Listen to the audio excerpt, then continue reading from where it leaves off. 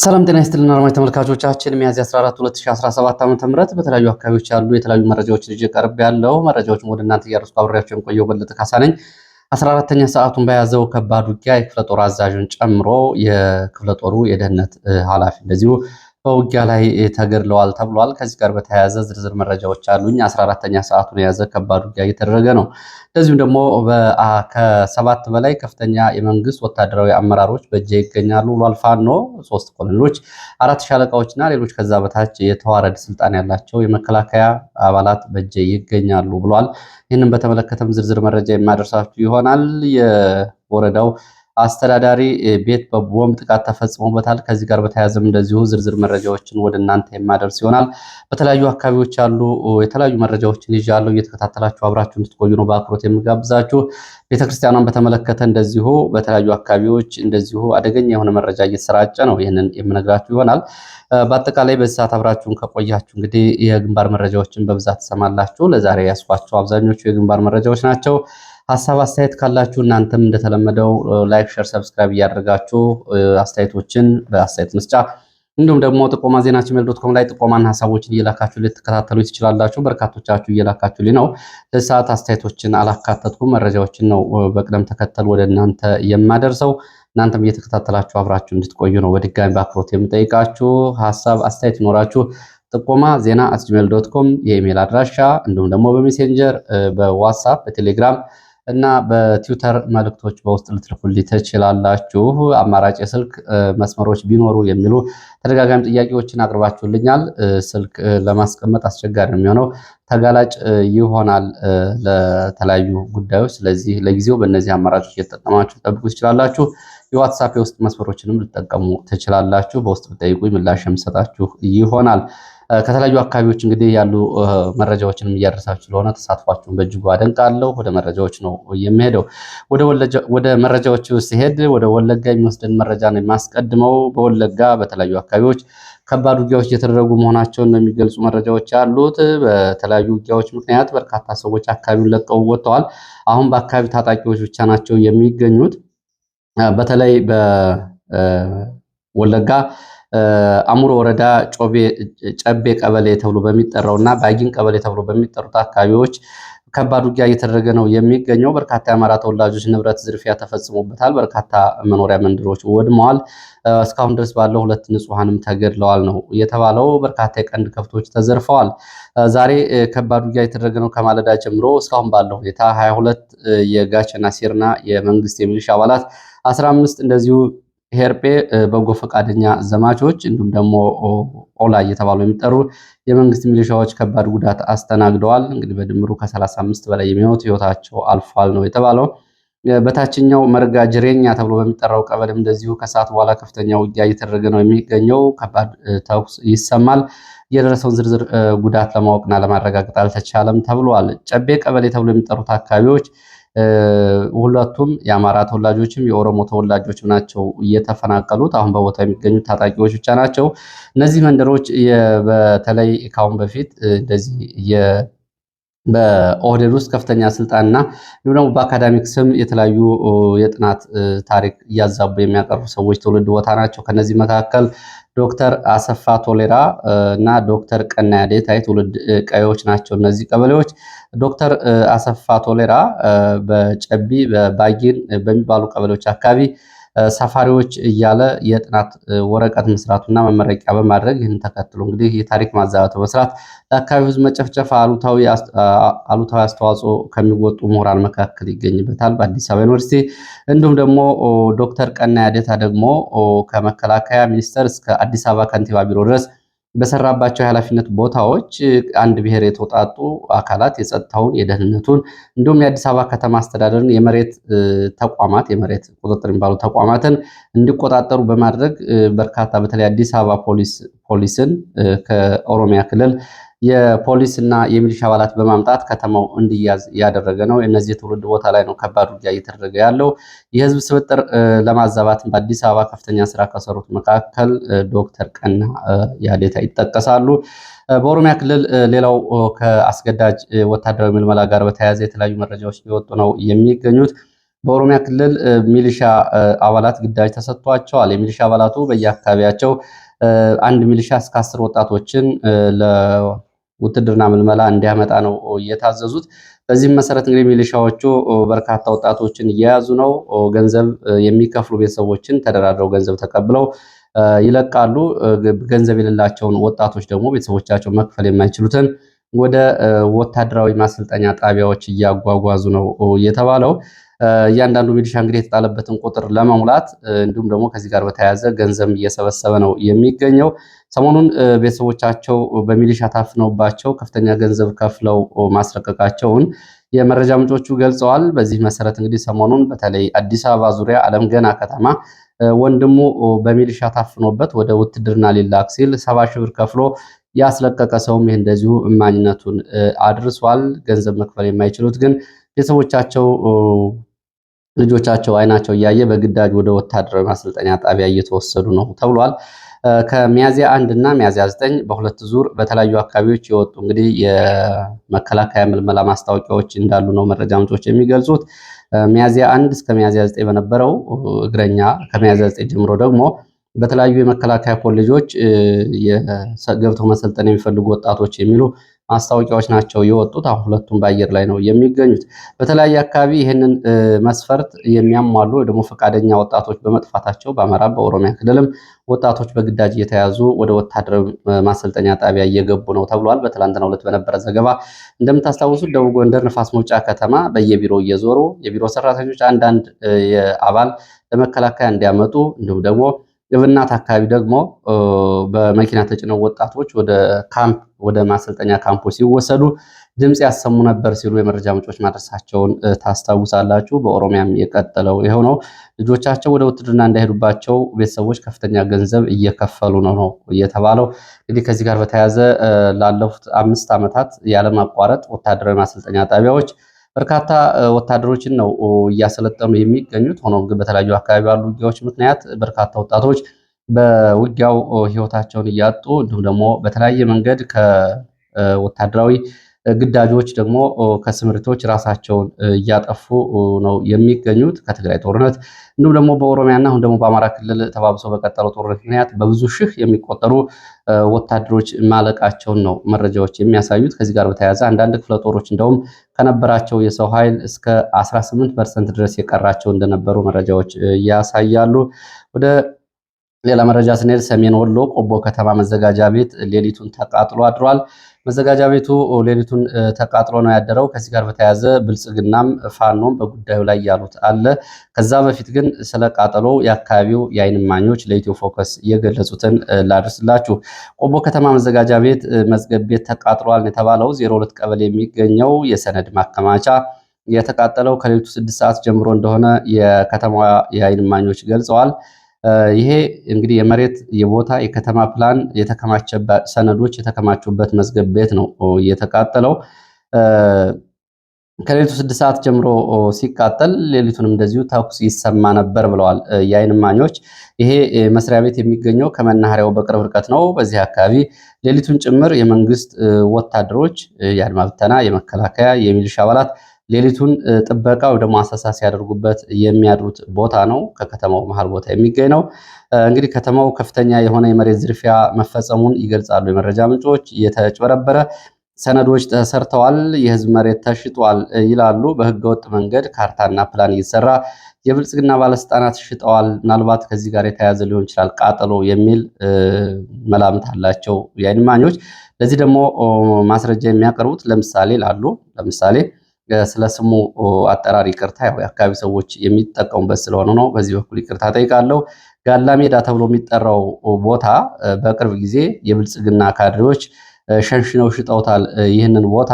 እንዲሁም ደግሞ ለኢንቨስትመንት ተብሎ የተቀመጡ ቦታዎችም እንደዚሁ ተሸንሽነው ተሽጠዋል፣ ተቸብችበዋል። አስተያየት ሰጪዎቹ ባለፈው የመሬት ጨረታ ወጥቶ ነበር። 26 ቦታዎች በከተማው ተለይተው ለጨረታ ወጥተው ሊሸጡ ነበረ። በወቅቱ የፋኖ አባላት ገዢዎችንም ሻጮችንም ህዝቡንም ማስጠንቃቸውን ተከትሎ ጨረታው ታጠፈ ይላሉ። ሆኖም ግን ጨረታው ቢታጠፍም 26ቱ ቦታዎች ግን ውስጥ ለውስጥ ተሽጠው አልቀዋል። ይህንን እናውቃለን ይላሉ የመረጃ ምንጮቹ። አስተያየት ሰጪዎቹ እንግዲህ የመሬት ዝርፊያው እስከ ክልል ድረስ እና ዞን ድረስ የተዘረጋ መዋቅር ያለው ነው። ምናልባት በክልሉ በርካታ ከተሞች ውስጥ የመሬት ማጭበርበር፣ የመሬት ዝርፊያ ይፈጸማል። የቆቦ ከተማ ግን ከዚህ የተለየ ነው ይላሉ። ይህንን በተመለከተ የዓይን እማኞች ይህንን ብለዋል። የብልጽግና ባለስልጣናትና የፋኖ ኃይሎች ደግሞ ምን ይላሉ የሚለውን ወደ እናንተ ላድረስ። ብልጽግና የአካባቢው ባለስልጣናት ብልጽግና በሰሜን ወሎ ዞን ኮሚኒኬሽን የተለቀቀው መረጃ እንደሚያሳየው ቃጠሎ እየተፈጸመው በጽንፈኛ ቡድን እንደሆነ ይህን መግለጫ አሰራጭተዋል። ብልጽግና ጥበቃውንም በጥይት ገድለው ነው እነዚህ አካላት ይህንን ያቃጠሉት ብለዋል። 16,000 ፋይል እንደተቃጠለም እንደዚሁ ብልጽግና ገልጿል። ይህንን እንግዲህ የህዝብ ጥቅም ተጻራሪ ነው በሚል እንደዚሁ ፍረጃ አስቀምጧል። የአማራ ፋኖ በወሎ ደግሞ ጉዳዩን በመመርመርና በማጣራት ጸረ ህዝብ የሆኑ ወንጀሎች ላይ የተሳተፉ አካላት ላይ እርምጃ እወስዳለሁ ብሏል። ፋኖ ነው ያለው። የህዝብ ሀብት ተዘርፎና ተድበስብሶ አይቀርም፣ ጉዳዩ ግልጽ መውጣት አለበት ሲል ፋኖ እንደዚሁ በመግለጫው አሳውቋል። በጉዳዩ ላይ ተጨማሪ ምርመራም እንደሚያደርግ ነው ፋኖ የገለጸው። እንግዲህ ቆቦ የተፈጸመው የመሬት ጉዳይ ጋር በተያያዘ ሰነዶች የተከማቹበት የመዘጋጃ ቤቱ በዚህ ልክ ተቃጥሏል። ሰሞኑንም እንደዚሁ ሰሜን ጎንደር ዳባት ወረዳ የወረዳው ፍርድ ቤት መቃጠሉ ይታወቃል። በተለያዩ አካባቢዎች እንግዲህ በፍርድ ቤት እንዲሁም ደግሞ የህዝብ ሰነዶች የሚገኙባቸው ተቋማት ማቃጠል ለምን አስፈለገ የሚለውና ምን አይነት ፋይል ለመደበቅ ታስቦ ነው የሚደረገው የሚለው አብሮ የሚጠራ ነው የሚሆነው። ዘገባው ይህን ነው የሚመስለው። ወደ ሌሎች መረጃዎች ሲሄድ ወደ አፋር ሰሞኑን ወደ ኤርትራ የኮበለሉትን ባለስልጣን በተመለከተ ሀጂ ኢብራሂም ኦስማን አሊ የአፋር ክልል የእርሻና ተፈጥሮ ሀብት ቢሮ ኃላፊ ሰሞኑን እንግዲህ ኮብልለው ኤርትራ አስመራ መግባታቸውን ነው መረጃዎች የሚያሳዩት። ከዚህ ጋር በተያያዘ ቤተሰቦቻቸው በአካባቢ ባለስልጣናት ታስረዋል የሚል መረጃ ዛሬ ወጥቷል። ከ3 ቀናት በፊት ነው እንግዲህ ሀጂ ኢብራሂም ኦስማን አሊ ከአፋር ክልል እንግዲህ በቀይ ባህር አፋር በኩል ወደ አስመራ የሄዱት። ይህንን ተከትሎ ቤተሰቦቻቸው በብልጽግና ባለስልጣናት ተይዘዋል ነው የሚሉት። አፋር አካባቢ ያሉ የመረጃ ምንጮች ደግሞ ጉዳዩ ፖለቲካዊ ሽኩቻ ያለ ነው። ውስጥ እንግዲህ 2 የተለያዩ ቡድኖች አሉ።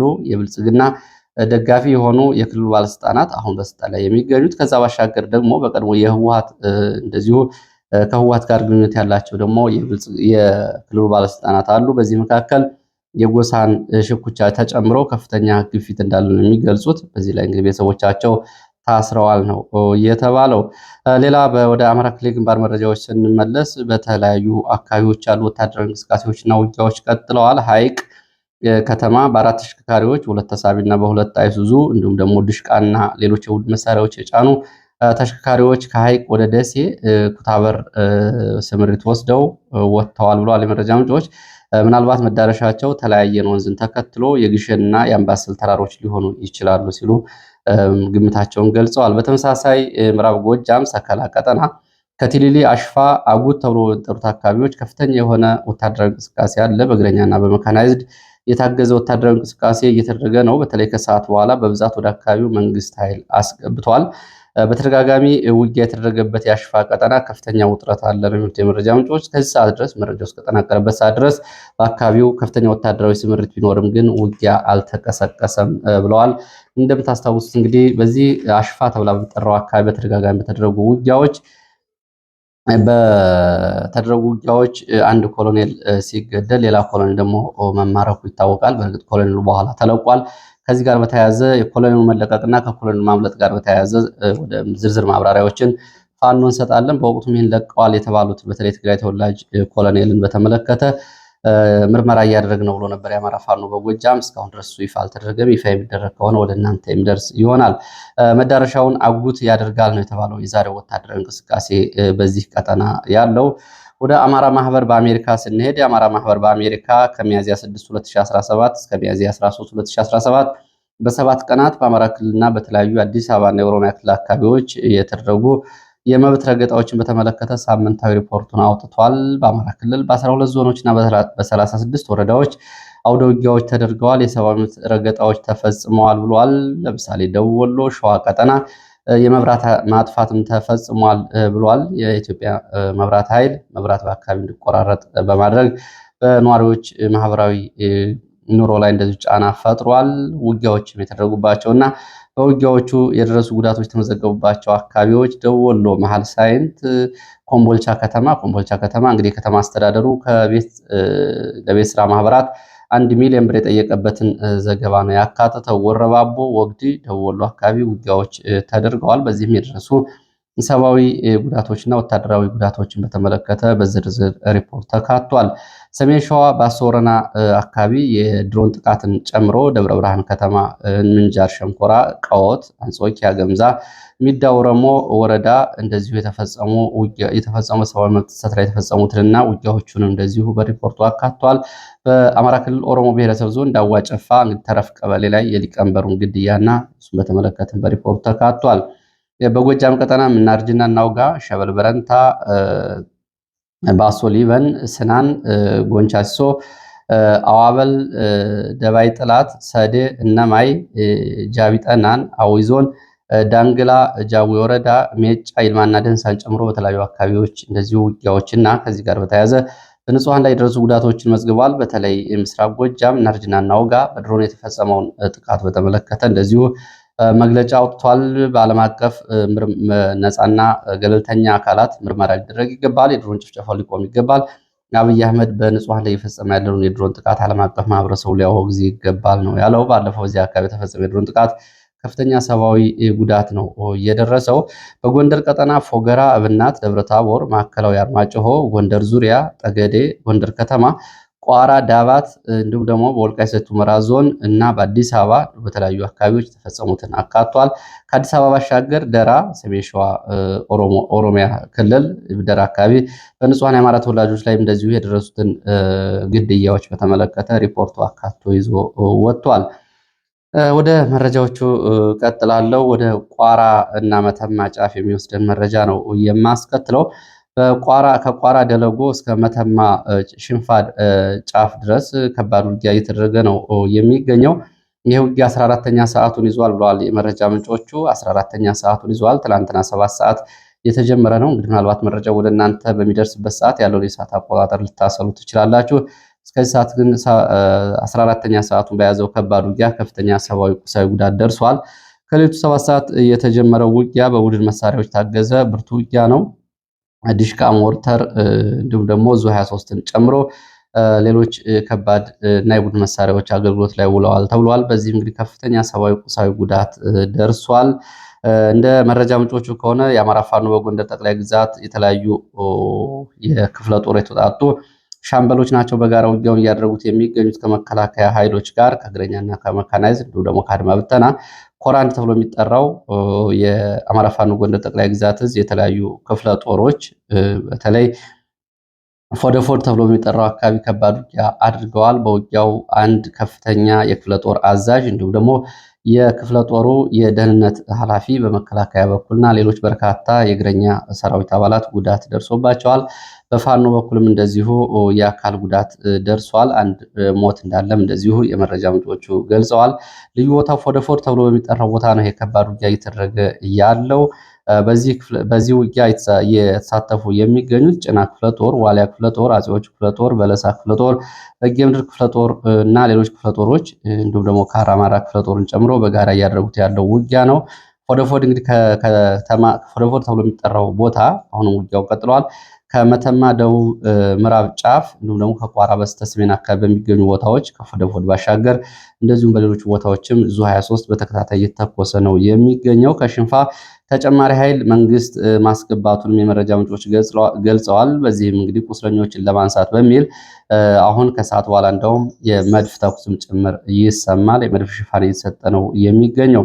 በዚህ ውጊያ እንግዲህ እስካሁን ድረስ በእግረኛ በኩል የደረሰው ጉዳት በአሃዛዊ መረጃዎች በግልጽ ባይታወቅም በ3 ኦራልና በኮንቮዮች ቁስለኞች እየተነሱ መሆኑን የሚገልጹ መረጃዎች ናቸው ያሉት። የክፍለ ጦሩ አዛዥና የደህንነት ኃላፊው ስማቸው እየተጣራ ነው ተብሏል። ስማቸው ይፋ በሚደረግበት ጊዜ እነዚህን ከፍተኛ ወታደራዊ አመራሮች እኔም ወደ እናንተ የማደርስ ይሆናል። ጠዋት እንግዲህ በዚህ ቀጠና ከፍተኛ ወታደራዊ እንቅስቃሴ መኖሩን ነግሬያችሁ ነበር። ቀደም ብሎ ግን ውጊያ መጀመሩ ነው መረጃዎች የሚያሳዩት።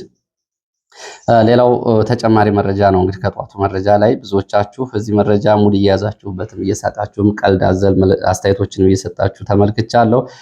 በደቡብ ጎንደር ብናት ከተማ የብልጽግና ከፍተኛ ባለስልጣናት እንግዲህ በመከላከያ አዛዥ በኩል ድብደባ ተፈጽሞባቸዋል የሚለውን ብዙዎቻችሁ እንግዲህ በቀልድ አዘል አስተያየት እየሰጣችሁበት ነው። በመሰረታዊነት ግን የሚያሳየው ይሄ በብልጽግና የሲቪል ባለስልጣናት እንዲሁም ደግሞ የአካባቢ የጸጥታ ባለስልጣናትና በመከላከያ መካከል ያለው ከዘመቻው አንጻር ግልጽ የሆነ አለመግባባትና የፖለቲካ ስንጥቃት ወይ ደግሞ የጸጥታ ኃይል ስምሪት መበላሸት ነው በግልጽ የሚያሳየው። በዚህም እንግዲህ ዛሬ ከሰዓት በኋላ የታሰሩ የብልጽግና አመራሮች መኖራቸውንም እንደዚሁ የመረጃ ምንጮች ገልጸዋል። የተደበደቡ የፖሊስ አመራሮችም አሉ። ለምሳሌ የወንጀል ምርመራ ፖሊስ አዛዥ ኢንስፔክተር ዛሬ ታስሮ በመከላከያ እየተደበደበ ወደ ወታደራዊ ካምፕ ተወስዷል ብለዋል። ይህንን ትዕዛዝ የሰጡት በአካባቢ የመከላከያ አዛዥ ኮሎኔል አብዱ ናቸው የሚሉት የመረጃ ምንጮቹ ትናንትና ድብደባ ከተፈጸመባቸው የወረዳው አስተዳዳሪ፣ የፖሊስ አዛዥ፣ የሚሊሻ ስምሪት ኃላፊ፣ ከንቲባ በተጨማሪ ዛሬም እንግዲህ አምልጠው የነበሩ የብልጽግና ባለስልጣናት ተይዘው ተወስደዋል። የታሰሩም አሉ፣ ወደ ካምፕ የተወሰዱም አሉ። እንግዲህ አንበርክከው ጭምር ነው በህዝብ ፊት እየደበደቧቸው መከላከያዎቹ ኮሎኔል አብዱ በሰጠው ትዕዛዝ። በዚህም እንግዲህ ከፍተኛ ውርደት ተፈጽሞብናል በሚል እንደዚሁ ቁጭት ውስጥ ናቸው። የጠፉም አሉ ተብሏል። ምናልባት የጠፉት የብልጽግና አመራሮች በዛው ወደ ፋኖ ሊቀላቀሉ ይችላሉ የሚል ግምት እንዳላቸው የመረጃ ምንጮቹ ገልጸዋል። አብዛኞቹ ግን ይቅርታ ብለው ጠይቀዋል። ይሄ የሆነው ደግሞ እንግዲህ ሰሞኑን አንድ የመከላከያ ከፍተኛ አካባቢው አዛዥ መገደሉን ተከትሎ ነው። እሱ የተገደለው ደግሞ በፊት ፋኖ የነበሩ በኋላ እጅ ሰጥተው ሚሊሻንን ብለው ስልጠና ሲሰጣቸውና ፋኖን በመረጃ ያግዛሉ ተብለው ሆቴል ተይዞላቸው የተቀምጠው የነበሩ በዚህ መከላከያ አዛዥና በ5 ወታደሮች ላይ ግድያ ፈጽመው ካመለጡ በኋላ ነው። በእርግጥ አንዱ ስለመገደሉና እንዲሁም ደግሞ እዛው ቋሊሳ ገብርኤል መግቢያ ተብሎ የሚጠራው አካባቢ የስርዓተ ቀብሩ መፈጸሙን ነው አንዱን ለማወቅ የተቻለው። በዚህ ምክንያት ነው እንግዲህ እያስመታችሁን ያላችሁት እናንተ ናችሁ፣ መረጃ እየሰጣችሁ እያስገደላችሁን ያላችሁት እናንተ ናችሁ በሚል የመከላከያ አዛዡ ኮሎኔል አብዱ ይህንን ድብደባ በብልጽግና ባለስልጣናት ላይ የፈጸሙ። ብዙ የብልጽግና ባለስልጣናት በዚህ ጉዳይ መደናገጣቸውን ነው እንግዲህ አስተያየት ሰጪዎቹም የሚገልጹት።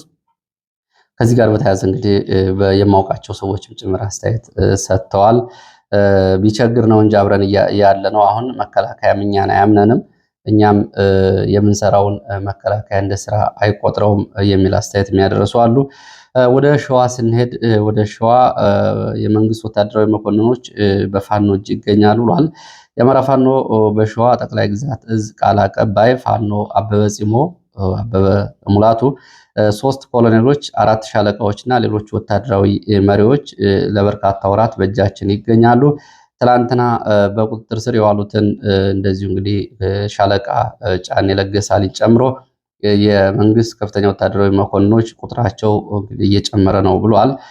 ከዚህ ጋር በተያያዘ የሚመለከተው ዓለም አቀፍ አካል ካለ ቁጥሩን ማድረጋቸውን ሁኔታውን ለማስረዳት ዝግጁ ነን። እንደ ቀይ መስቀል ያሉ ተቋማት አሁን በእጃችን እንግዲህ ከ7 በላይ ከፍተኛ ወታደራዊ አመራሮች በእጃችን ይገኛሉ፣ መንግስትም ረስቶናል የሚል ቁጭት ውስጥ ነው የሚገኙት። እኛም በጥሩ ሁኔታ ይዘናቸዋል ከሚለው ባሻገር የሚከተለው መረጃም ፋኖ አበበ አድርሷል። መንዝ ዘመሮ ከተማ 9 የሚሊሻ አባላት ዛሬ ረፋድ በፋኖ ተይዘው ተወስደዋል።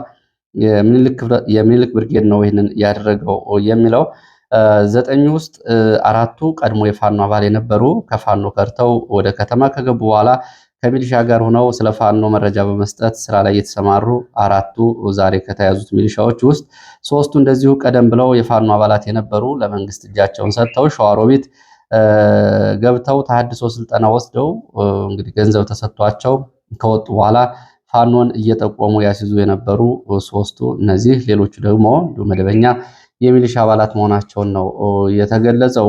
ሌላው በዚሁ ቀጠና ይፋት ቀጠና አንጾኪያ ገምዛ በመንግስት ኃይሎች ላይ ተከታታይ የፈንጅ ጥቃት እየተፈጸመ መሆኑንም እንደዚሁ ፋኖ አበበ ገልጿል። ዳዋ ጨፋ ከ2 ቀናት በፊት እንግዲህ ተረፍ ቀበሌው አስተዳዳሪና የሚሊሻ ኃላፊው እንደዚሁ በተፈጸመባቸው የፈንጅ ጥቃት ሞትና ቁስለኛ ሆነዋል። አስተዳዳሪ ወዲያውኑ ሲሞት የሚሊሻ ኃላፊ ደግሞ አሁን በደሴ ሆስፒታል ይገኛል ነው ያሉት። በተመሳሳይ ትላንትና መኮይ ከተማ የወረዳው ምክትል አስተዳዳሪ ቤት ላይ የፈንጅ ጥቃት ተፈጽሟል። በተፈጸመው የፈንጅ ጥቃት ባለስልጣኑ አልተገኘም። በሌሎች ሰዎች ላይ የደረሰው ጉዳት አልታወቀም።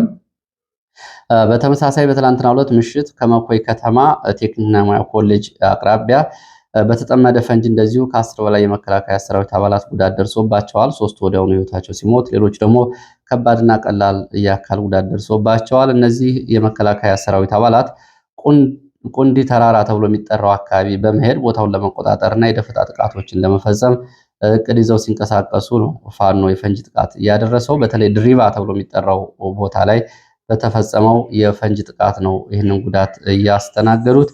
ሌሎችም ጉዳቶች እንደዚሁ በአካባቢው እንዳሉ ነው እንግዲህ በዚህ ከተጠቀሰው ቁጥር በላይ የመረጃ ምንጩ እየገለጹት። ለዚህ ሰዓት ያስኳቸው መረጃዎች ከተለያዩ አካባቢዎች በማሰባሰብ እነዚህ ነው የሚመስሉት። የተከታተላችሁ ስለሆነ በእጅጉ ነው የማመሰግነው። በሌላ መረጃ ሰዓታችን እንግዲህ የአፍሪካ ቀንድና ተዛማጅ መረጃዎችን አካትቼ መለሳለሁ። የተከታተላችሁ ስለሆነ በእጅጉ ነው የማመሰግነው። ሀሳብ አስተያየት፣ ጥቆማ ቢኖራችሁ ጥቆማ ዜና@gmail.com ላይ ላኩልኝ። በእጅጉ ነው የማመሰግነው። በተለያዩ አካባቢዎች ያሉ ሁኔታዎችን በቀን 2 ጊዜ ወደ እናንተ አደርሳለሁ። እናንተ በተለይ በአማራ ክልል እየተደረገ ስላለው ውጊያና የግንባር መረጃዎች ከትክክለኛ ቦታው ላይ ትክክለኛ መረጃ እንድታገኙ ቻናሉን ሰብስክራይብ አድርጉ። ለሌሎችም ወዳጅ ዘመዶቻችሁ እንደዚሁ ቻናሉን በማስተዋወቅ ትክክለኛ መረጃ የሚገኝበት ገጽ በመሆኑ መጀመሪያ መረጃዎችን ከመጀመሪያው የዜና ምንጭ እንድታገኙ እንደዚሁ ጋብዛለሁ። ስለነበረን ቆይታ በእጅጉ አመሰግናለሁ። በሌላ ተመሳሳይ መርሃ ግብር እስከምንገናኝ ድረስ መልካም ጊዜ